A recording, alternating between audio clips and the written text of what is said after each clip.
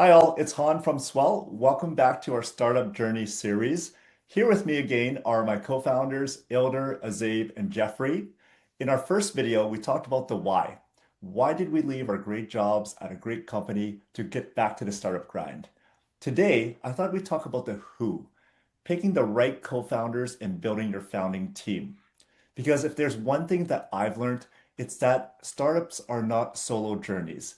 They're emotional, they're messy, exciting, stressful, and everything in between.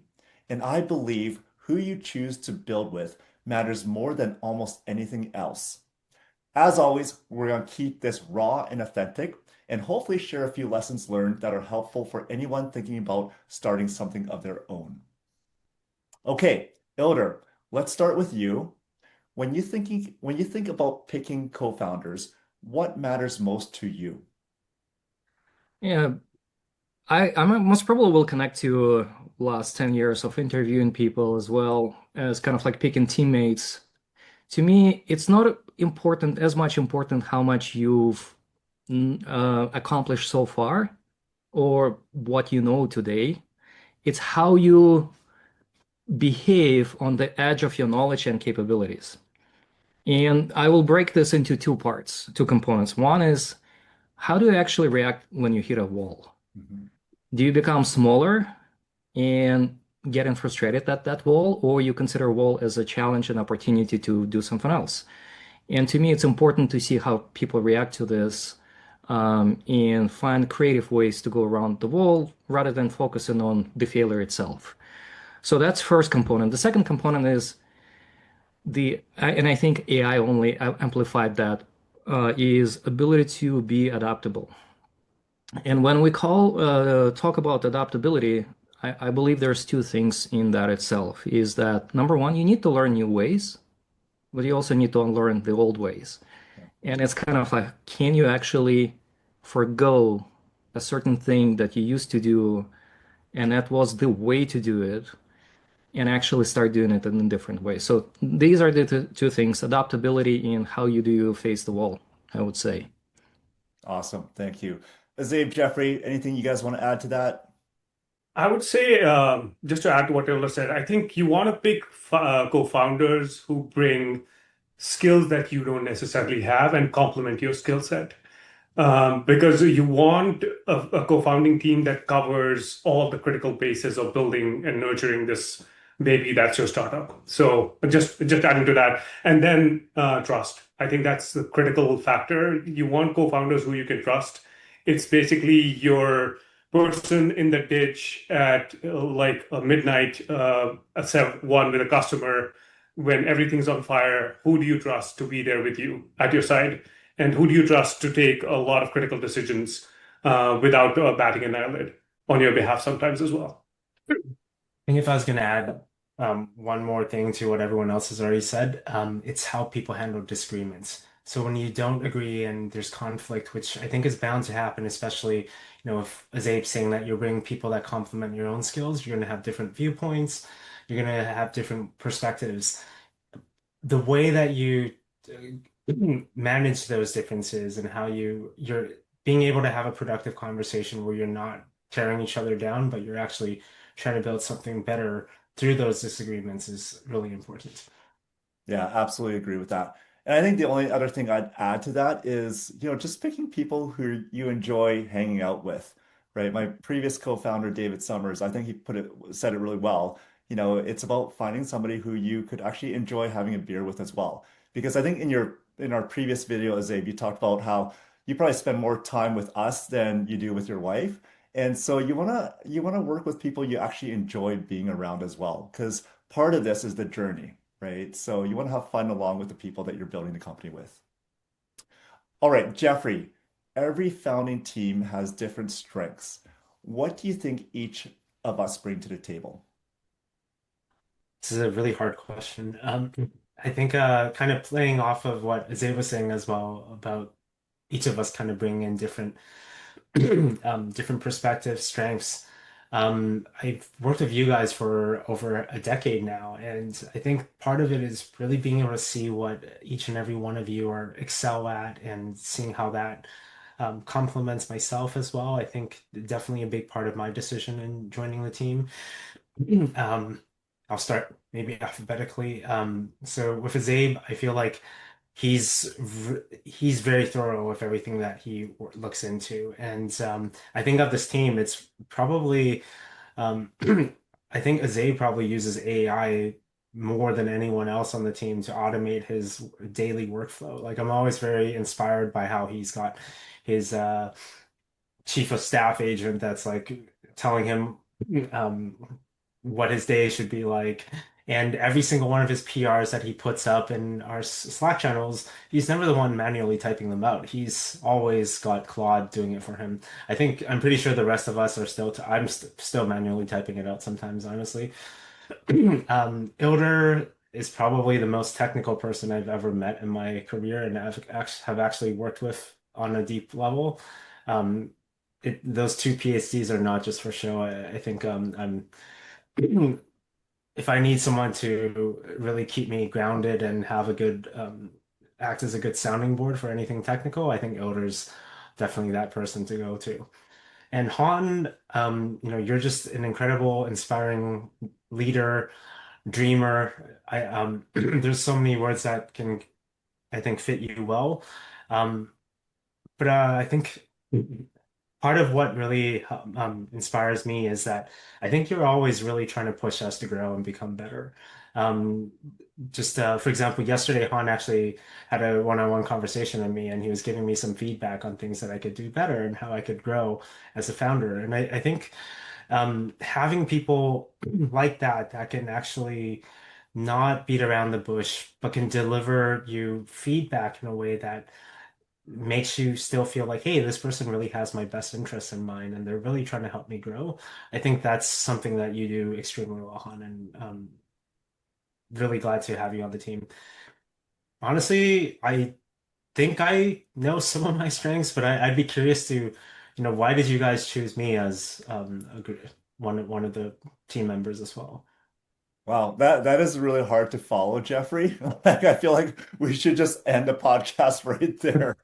Uh, but no, very well said, and thank you for all the great feedback. By the way, for everyone who's watching, this is our first take in unscripted. So I don't know, Azabe, do you want to take a first stab at answering that question? Well, Jeffrey brings a lot of different things to the table. I mean, we've ha all had different conversations about doing our own startup over the last, I would say, at least 3 or 4 years, if not longer. And every single time, Jeffrey has somehow come into the conversation, although he was never originally involved in the conversation. And I think that speaks a lot to his character, and the level of trust he's been able to earn for himself through his work ethic, his judgment, the way he communicates. He's so eloquent, but also his true authentic self that he always brings to the table. So that's just that, his personality. But on top of that, on the technical side of skills, side of things, if it were left to us, yeah, we'd build a really strong product, but you'd have to code it in the CLI. So the users would have to come to a command line and they would have to interact it in the terminal. Elder and I will build a great terminal product, but we need someone with great refined UI and UX taste, and Jeffrey has that. Yeah, well, even in Workday, I always felt Jeffrey, one of the biggest strengths, you always think about the customer first. And like I like how you untangle technical challenges, but you always start with the problem first and then go to technology. I think it's one of the natural things that you do. I don't think if you notice it, but I definitely subscribe to that, where I'm always looking to your opinion about like the user flows and everything related to this, because I feel like you have better visibility and kind of like understanding how it's supposed to work. Second, that about Han. Han, I think you're the most inspiring person I've ever met. And it surprises me how sometimes you can see things that others don't in a positive way. And yeah, it's really hard to replicate. I hope I will learn a smidge of this eventually, but yeah, definitely a very like the most inspiring person I've ever worked. And as I agree. Like I think the to me, the way you compliment me, honestly, is you bring structure. Like back on the team in Talent ML and now here, like Every time we do something, you always create a structure around things that makes things repeatable and work smoother. Yeah. Awesome. Well, I couldn't agree more with what you guys said. I think now that we spent half the podcast pumping our own tires, let's get into like the harder questions. Um, It's like pat for the ourselves on the back. right for this startup, I think we're extremely fortunate because we've been working together for the last, over 10 years. But for people who may not have this privilege, how would you recommend finding your co-founders or your early employees? And Azabe, why don't we start with you? Oh man, I think you have to work with someone in some capacity in order to truly understand whether they're worth your time. Because, going back, harking back to my example earlier, your co-founders are your people in your trenches when the going is rough, right? It's not the person you want on your side when you're having a party. Yes, you want that person, but more importantly, you want the person when everything is going sideways. Who's there? Who's calm under pressure? Who can you rely on to to navigate that circumstance? And the only way to do it is to work with them in some capacity. Now, like you said, Han, we are fortunate. We got a lot of time to work together. But let's say you're not. I would say go to hackathons, Yeah. go to events where you can have a hands-on experience under pressure to work with someone and truly get at, hey, what are they like in circumstances where the going is tough, where you are under pressure? How do they perform under those circumstances? And use those pressure experiences or use experiences as like almost like a dating game, right? Like you try to figure out what are the attributes in the other person that complement you and that you can basically have them work with you whenever the going gets tough. To me, that's kind of the key test. Yeah, I think that's a great response. Hackathons are a great resource and avenue to like really get to know people because you're under so much pressure in such a short amount of time, which really is every day at a startup. So, Yeah. all right, why don't we go over to Ildar? I hardly can add anything new here. It's literally find those experiences where you can stress test how people work under pressure. Hackathons is the best one if you have side projects where the pressure is not there really, but you want to see if they get excited or how they motivate themselves. But yeah, hackathons would be my answer too. Nice. What about yourself, Jeffrey? Yeah, I don't know if I have anything else to really add to that, especially if you're going like looking for someone brand new. But I think one thing I'd add is like try to look at your existing network and people that you have worked with in the past. And not only that, even if you're not in a startup right now, or if you're doing something where you're working with a lot of people, always be on the lookout for people that you've collaborated with. Kind of always be looking for people that you work well with and you think you'd like to work with again. Yeah, I agree with that. I think, using your network, figuring out who are those people that you think you would work well with, shortlist them, and then pressure test it by seeing if they want to be part of a hackathon with you, right? Because I think a hackathon is just so representative of what a startup is. And you might have to go through a few iterations because the first couple of people it might not be a good fit, right? Don't jump at like the first person like you do a hackathon with. I think take your time, evaluate several people, and then go from there. Okay. Now, Jeffrey, Ildar, Zaid, you guys have been part of like tens, if not hundreds of interviews at Rally Team and also at Workday. What are the top three things you look for when hiring somebody? And related to that, what are some red flags? And also, is it different hiring for a startup going from 0 to 1 versus hiring at a larger company like Workday? And Jeffrey, why don't you start? I think for me, one of the main things that I'm always looking for is curiosity. Is someone curious? Are they, when they face something that they don't know, when they're at the edge of their knowledge, do they just stress out and give up, or do they turn that into an opportunity? And do they truly enjoy that process? Because I think if you're not truly curious and passionate about learning, there's going to be walls that you're going to hit that you won't be able to overcome. Apart from that, I think it's yeah, I think curiosity is honestly the biggest one. Yeah. Okay. Ildar, Zaid, anything you guys want to add? I would say most probably when we talk about the juniors, right? For me, curiosity, this desire, hunger to learn is what I'm looking for, not necessarily what you've done already. And I'm talking about big company first, right? So in Workday, for me, the must-have was like, can you learn on your own? Are you ambitious enough to learn even more, take on bigger challenges? And then when it comes to senior people or more senior people, I would say asking the right questions. How do you, when you present it with a challenge, do you go to solution right away, or you asking the questions so that your deliverables or delivery even during interview step um, is more precise or targeted? It's kind of like 80-20 rule where you making 20% of the effort but getting 80% of the result. So like that's where I look for again. For startups, I think it's a bit different. To me, the biggest challenge with startups is owning up to your own decisions and kind of like reflecting on them. It's almost kind of what I alluded in the first question is how do you face the wall and how do you actually adjust yourself and unlearn things and learn new things? So that's the difference. Red flags, um, I I think the biggest one for me would be is blaming others for your own failures. Yeah, To me, it seems like as a manager, former manager, I would say it's going to be a very hard coaching experience out of that. And I feel like people need to bring them out that state on their own first, because everybody makes mistakes, really. It's not about making mistakes and counting them, it's about how you react to them. absolutely. Yeah. Just to add to that, I think in a big company, you hire someone to do a very specific job. But Mhm. in a startup, you hire someone to figure out what the job even is, and then do it before anyone tells you what to do. Yeah, Right? It's dealing with ambiguity, dealing with uncertainty. Whereas in a big company, there's a process, there's a structure, there is everything is well defined, and you can just slot in and work, be a part of the machinery.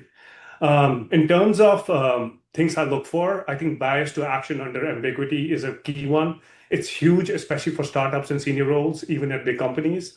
And for red flags, I would say being very defensive of and not being able to own up when you're wrong. I think that's a red flag, regardless of whether you're working at a startup or a big company, because the ability to learn starts from being able to admit that you have weaknesses and you're wrong. yeah.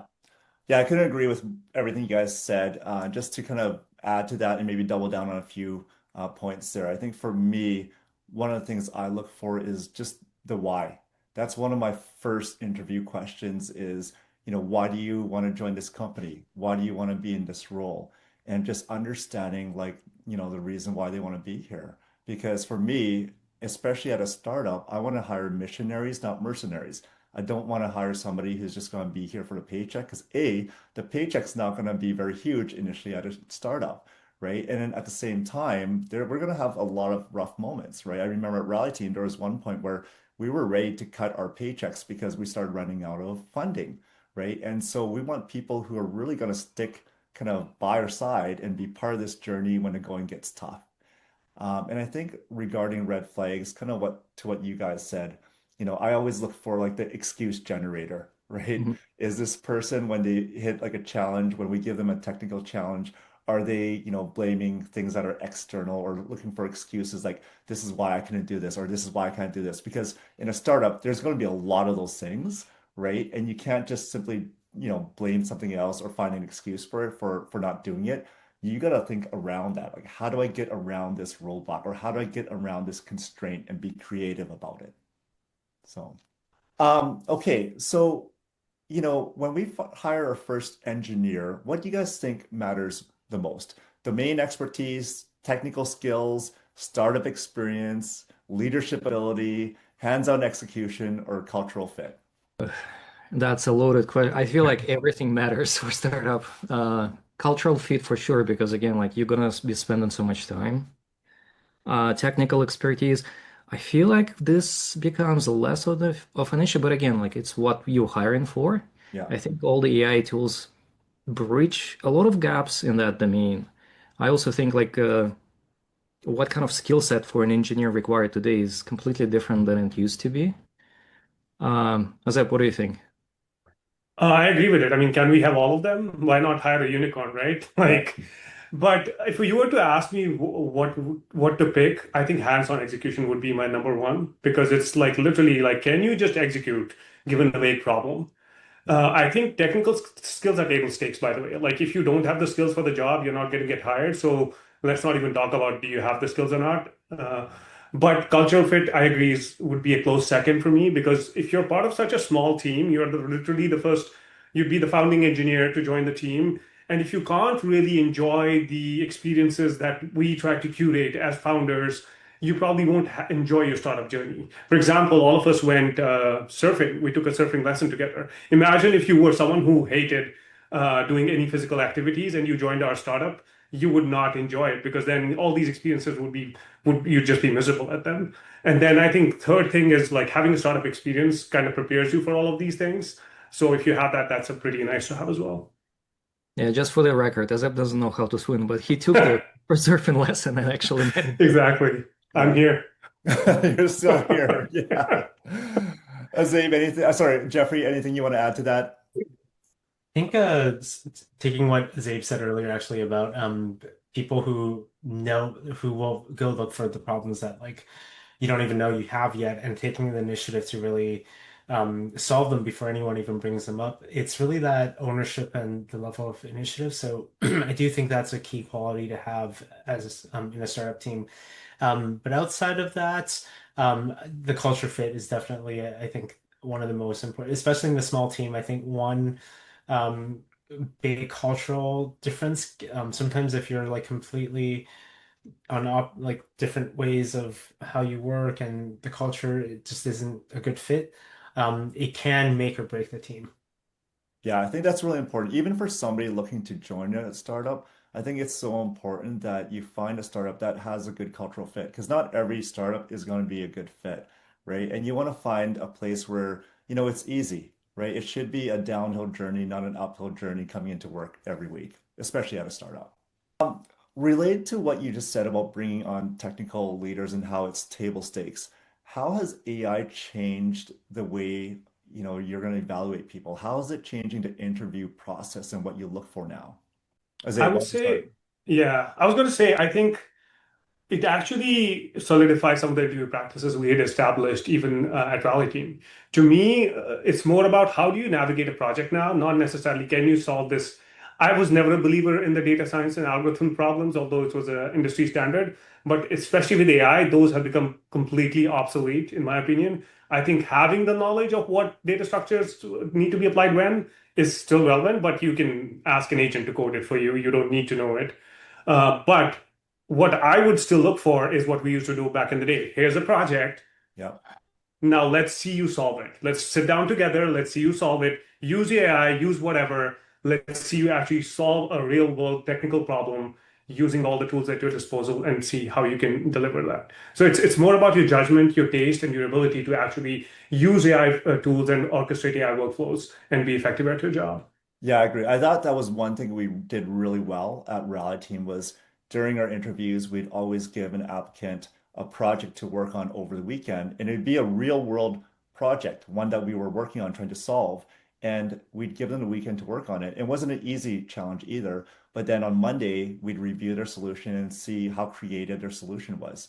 Unfortunately, like, as we were scaling up Workday, that was harder and harder to do when we scaled from 20 to 600 people. But I think at a startup, when you're not hiring 600 people, right, taking the time to kind of do the technical interview, have them work on a real world project is so valuable. it.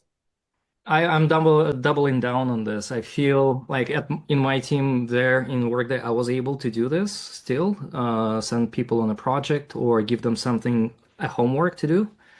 I find that giving people homework to do quite often helps them to open them up even better. Maybe like they are not very good speakers in an hour allotted for them, but given that opportunity for them to build up their communication strategy for themselves helps them a lot. I think I agree with you, Azep, like this whole algorithm testing, it's a good proxy.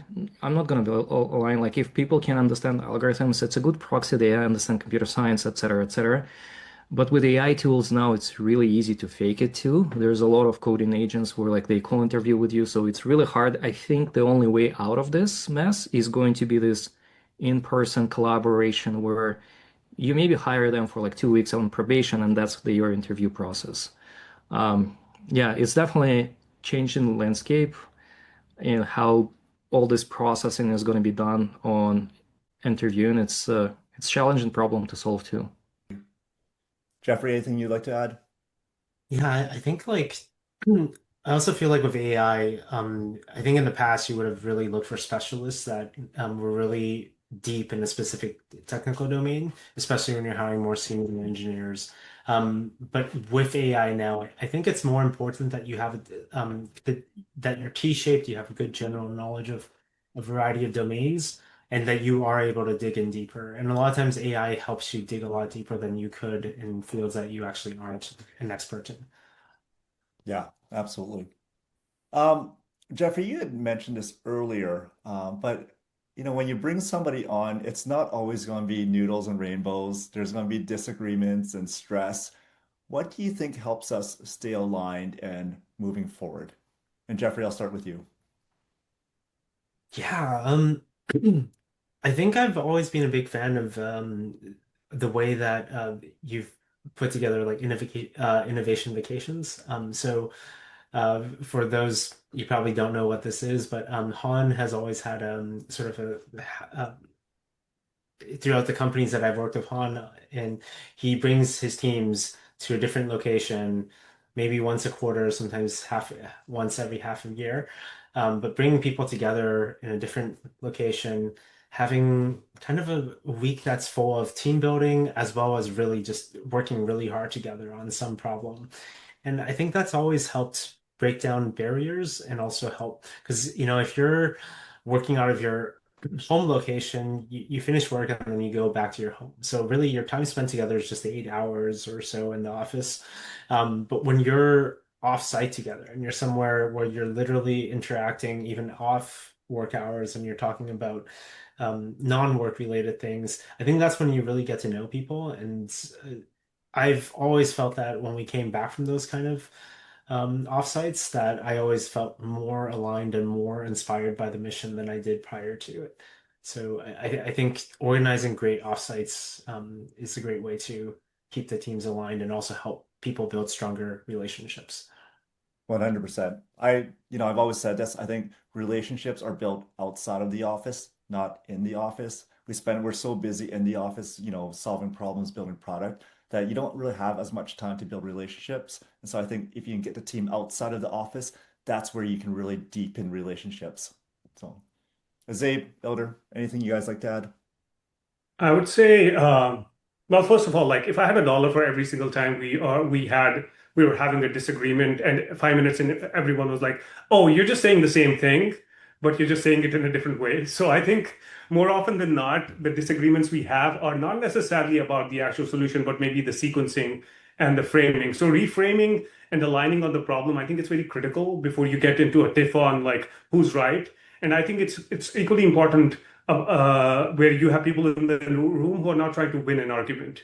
Yeah. Because if you have people in the room who are trying to win an argument, you'll never get to a solution because you will always find something to disagree on, which is different from the other person's opinion. So that would be my phase number one. And I think we are generally pretty good at that. The other thing is, which like an Amazon leadership principle that I really like, is disagree and commit. If all of us are not on the same page, some of us feel differently about a decision, whether it's backed by data or gut feeling or whatever, we pick the winning decision and we commit to it. And then you back that decision until you prove it otherwise. So those are the two things for me that tend to work well. Yeah, I'm gonna just add to what you said as to me, disagreements are a fact that it's an opportunity for us to get clarity. It's not about like keeping score and just trying to get that understanding where we misaligned or maybe we see things differently and enrich each other. So for me, it's like every time we have this discussion, I find it's kind of exciting because like, oh, I'm gonna learn new perspective. I'm always approaching these things where with the assumption that my person who debates me has good intention. and he's want to share something good with me, and I'm gonna try to actually understand what it is.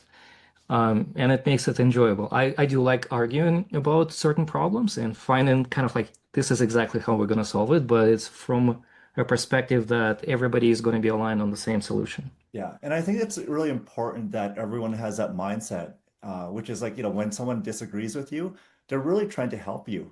They're trying to Yeah. help you see your blind spots and maybe like widen your aperture, right? I think to get to that point, we really have to build that trust and psychological safety and that level of comfort. And so, to Jeffrey's point, I think offsites often help with this. And you don't have to go somewhere fancy like Costa Rica. You can even grab a beer or, go somewhere after work and just kind of like shoot the shit and talk about, things outside of work, like personal things, right? The other thing, if you guys recall, in the early days of Rally Team, it's really getting comfortable with harder conversations. So if you remember in my early one-on-ones with each of you, we always ended the conversation with, can you tell me one thing I can help improve? Right? And we would do that for several months until you guys were comfortable giving me feedback and I was comfortable giving you feedback. And I think by doing that, it's a muscle, right? By doing that, it helped kind of practice that muscle, but also build trust and understanding between us as well. And so I would say, with any new team, get into the habit of giving each other feedback and start small, right? And it can be something fun. I remember, the first time I had one-on-one with one of you guys, and I was like, "Give me some feedback." It was quiet, and it can be something as silly as your hair looks silly today, right? Just give me something, right? And then it kind of builds up from there. Yeah. Okay, I know we are way over time. So, in closing, for someone thinking about starting a company, what advice would you give them on choosing who to build with? Well, startup is almost kind of like a second marriage. Yeah, Make sure you align on values, like the vision, values, and the same kind of like end goal in mind. yeah. Because if you don't align in the beginning on those critical things, it's gonna be a nightmare. Yeah. Azabe? Yeah, I 100% agree with that. I would say you need to choose for trust and honesty under stress and not go for the resume because you're picking people for the bad days and not the good ones. I love that. Jeffrey? Yeah, just doubling down on what Azabe said, I think it's really important to see people in their most stressed situations and see how they deal with stress and conflict. So you might not always have this opportunity, but if you have the opportunity to observe how the person responds under extreme stress and just conflict, I think that's usually a good indicator. Once you know how they handle conflict and stress, you have a much better understanding of how they are at their worst, and if they Yeah. you can trust them in difficult times. Absolutely. And I think, just kind of seeing them like outside of work and in fun times as well. One of the other things we did at Rally Team was our social interview, which, usually came after the technical interview. And we'd go out for beers and just kind of like hang out with the person. Because kind of going back to like my initial point, I want to work with people that I actually enjoy hanging out with because you're going to spend so much time with your co-founders or your early team. And so, having the right person, having the right culture fit, having somebody who will, stick by you through the tough times, but also having somebody that you enjoy being around during the good times as well is so important. All right. Well, in the end, all I'm going to say is ideas evolve, products change, markets shift, but the people beside you are what carry the journey forward. With that, thank you for joining us on another episode of our journey. Stay tuned as we'll talk about the what, picking your startup idea and validating it in our next episode. All right. Thank you and have a good afternoon. Bye, everyone.